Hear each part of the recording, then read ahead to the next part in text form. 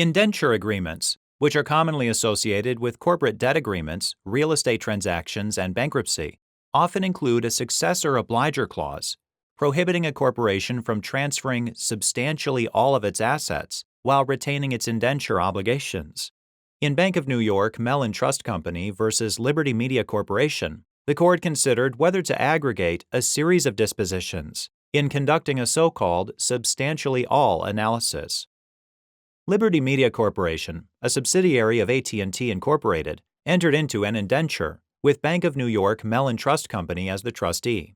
The indenture included a boilerplate successor-obligor provision prohibiting Liberty from transferring substantially all of Liberty's assets in a transaction or series of transactions, unless the transferee entity also assumed Liberty's indenture obligations. Liberty held minority equity positions in various entities. In 2001, AT&T split off Liberty, and Liberty's general business strategy became to increase its minority positions into controlling positions. To execute that strategy, Liberty issued multiple series of bonds under the indenture over the next few years. Liberty also executed a series of 2 spin-offs and 1 split-off, in which it transferred 19, 10, and 23% of its assets, respectively. In 2010, Liberty announced a 4th split-off, proposing to transfer another 15% of its assets. Under the proposal, Liberty would also retain all outstanding bonds previously issued under the indenture.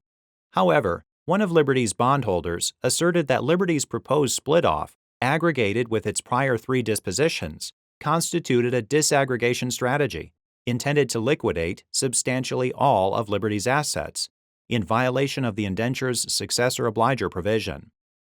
In response, Liberty filed suit, seeking injunctive relief and a declaration that the proposed split-off shouldn't have been aggregated with the prior dispositions, and therefore didn't constitute the transfer of substantially all of Liberty's assets. The Chancery Court agreed and held in Liberty's favor. The Delaware Supreme Court granted review.